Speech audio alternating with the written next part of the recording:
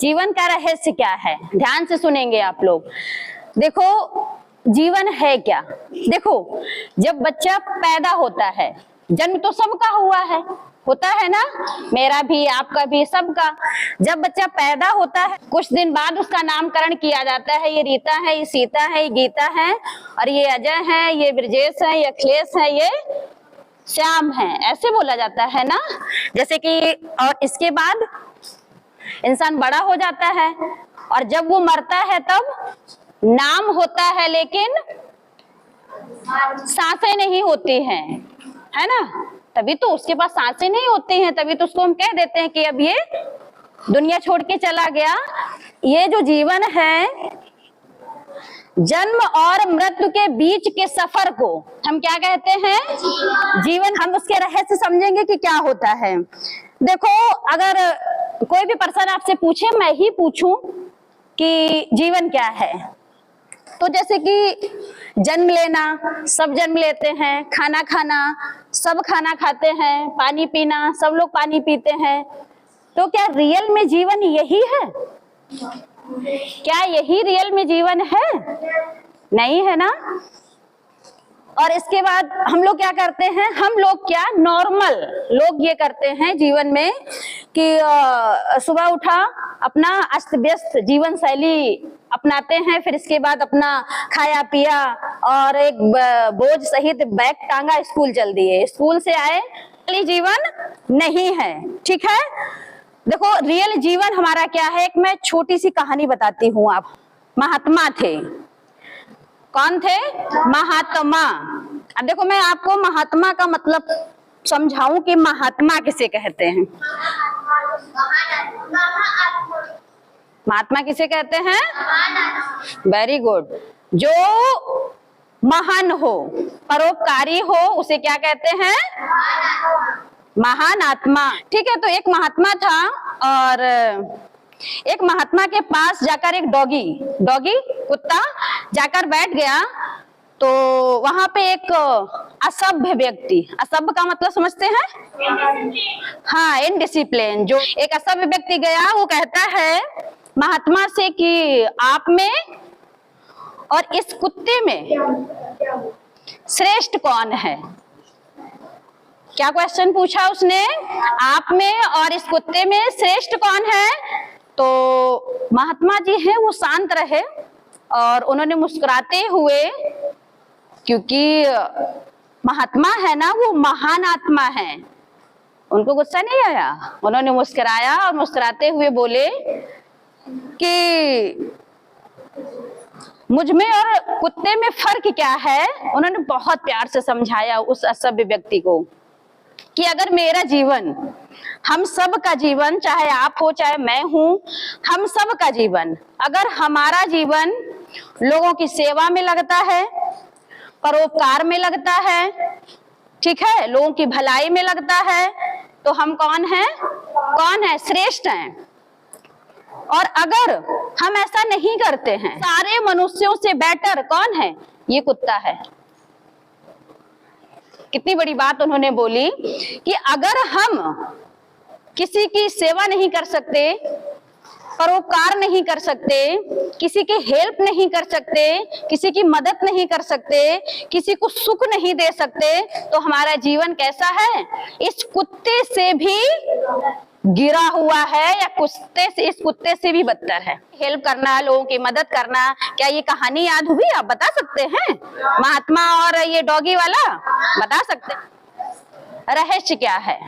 ठीक है, तो जीवन का रहस्य क्या है? देखो जो हमारा जीवन है, कुछ लोग जीवन को संघर्ष समझते हैं, तो कुछ लोग जीवन को परोपकार समझते हैं, कुछ लोग जीवन को बोझ समझते हैं, कुछ लोग जीवन को आनंद समझते हैं। ये मेरे ऊपर डिपेंड करता है कि हम जीवन को क्या समझते हैं। आनंद पूर्वक, मजे से, है ना, खुशी पूर्वक, कुछ भी संघर्ष आ जाए, कुछ भी आ जाए, लेकिन हम जीवन को कैसे जिएंगे?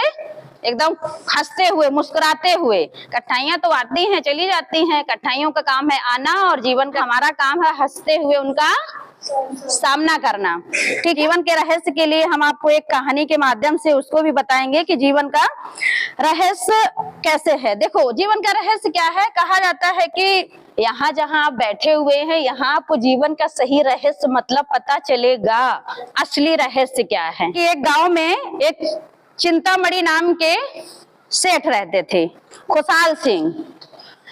जो चिंतामणि थे वो चिंता करते थे, और जो खुशहाल सिंह थे वो खुश रहते। चिंतामणि थे, उनके घर में सब कुछ था, सारी फैसिलिटी, सब कुछ था, लेकिन क्या नहीं था? चिंता बहुत करते थे, है ना।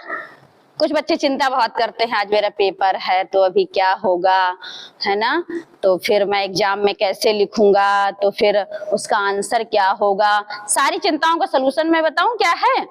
किसी भी चीज को तन मन धन से और खुशी पूर्वक करो। जब हम अच्छे से करेंगे ना तो ऑटोमेटिक वो चीजें मुझे आएंगी। तो कोई भी समस्या आएगी, कोई भी प्रॉब्लम आएगी, कोई भी प्रश्न आएगा, कोई भी उत्तर आएगा, सबका सलूशन मेरे पास होगा। तो चिंता करने से बेहतर है जो एनर्जी हम चिंता करने में लगा रहे हैं, वो एनर्जी हम थोड़ा सा इधर लगा देंगे, है ना। लेकिन ऐसा हम नहीं करते हैं, कम करते हैं लोग। तो चिंतामणि भी ऐसे ही थे, वो अपना चिंता में डूबे रहते थे, ठीक है।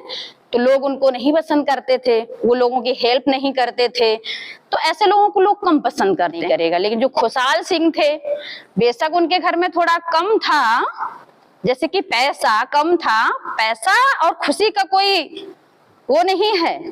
खुशी अलग है, पैसा अलग है। बहुत लोग ऐसे हैं करोड़पति हैं लेकिन उनके पास खुशी नहीं है, और बहुत ऐसे हैं झोपड़ी में रहते हैं लेकिन उनके पास खुशी बहुत है। उसके माध्यम से लोग उनको बहुत पसंद करते हैं। ये बात बिल्कुल सही है। तो एक बार चिंतामणि और खुशहाल सिंह मिले, तो चिंतामणि ने पूछा कि ये बताइए आप इतने खुश कैसे रह लेते हैं। खुशहाल सिंह से कहा कि अरे मैं खुश रहने की कला को उस व्यक्ति को क्यों बताऊं जो भी 7 दिन ही जीवित रहेगा। अब तो चिंतामणि और चिंतित हो गया।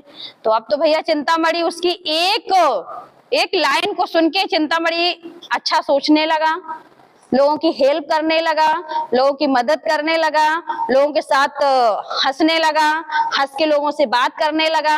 इसके माध्यम से क्या हुआ कि वो खुश रहने लगा। भाई जब आप किसी की हेल्प करेंगे, अच्छा सोचेंगे, तो स्माइल अपने आप चेहरे पे आ जाती है। तो एक दिन फिर से अपना दोनों लोगों की भेंट हुई।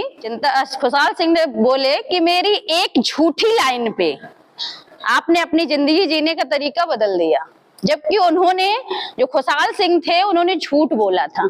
इस तरीके से खुशहाल सिंह चिंतामणि भी बहुत अच्छे से रहने लगे, खुश रहने लगे। तो ऐसे हम लोगों को भी करना है। तो खुश रहना बहुत जरूरी है। तो खुशी ही हमारे जीवन का मूल आधार है। खुशी नहीं तो कुछ नहीं, ठीक है। हमारा जो जीवन है, जीवन से बढ़ के कोई धन होता है क्या? हमारे जीवन में अगर खुशियां हैं, उससे बढ़ के कोई धन नहीं है। हमारे पास कुछ ना हो लेकिन फिर भी हम धनवान हैं। जीवन का पहली सीढ़ी, पहला रहस्य मैं आपको बताती हूँ। आप एक आत्मा हैं और ये शरीर आपका घर है, रहने का घर है। जो अंग है, नाक, मुंह, कान, हाथ, पैरों से मिल के बना है, और ये आपके रहने की जगह है। आप एक आत्मा हैं। आत्मा किस जगह निवास करती है? सारे लोग बोलेंगे। तो आप एक आत्मा है, और आत्मा के 3 रूप होते हैं, मतलब मन, बुद्धि और संस्कार। अच्छा, मन का क्या काम होता है? मन जैसा सोचेगा। मन का कार्य है सोचना, और बुद्धि का कार्य है निर्णय करना, ठीक है। और जो मन सोचता है, बुद्धि वैसा ही निर्णय करती है, और वही हमारा क्या बन जाता है? संस्कार बन जाता है। अगर हम अच्छा सोचेंगे तो बुद्धि उसका परिणाम अच्छा देगी, और जब परिणाम अच्छा होगा तो वही हमारा क्या बन जाता है? लोग कह देते हैं कि देखो ये बच्चा बहुत अच्छा है, ये बच्चा बहुत खराब है। ऐसे बोल देते हैं। बच्चे बहुत अच्छे होते हैं, कोई खराब नहीं होता है। भगवान में ये 5 तत्व होते हैं।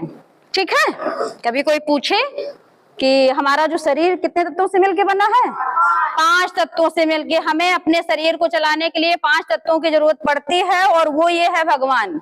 जब याद ना रहे तो भगवान है उसको डिस्क्राइब कर दो, है ना, अलग अलग, है ना। भा से भूमि है, गा से गगन है, वा से वायु है, ना से आपका आ से अग्नि है, और ना से नीर है या जल है। ठीक है, तो हम 2 हैं, अलग अलग हैं। हम एक आत्मा है जो कि भ्रुकुटी के बीच में निवास करते हैं। ठीक है, और हमारा ये जो शरीर है ये हमारे रहने की जगह है।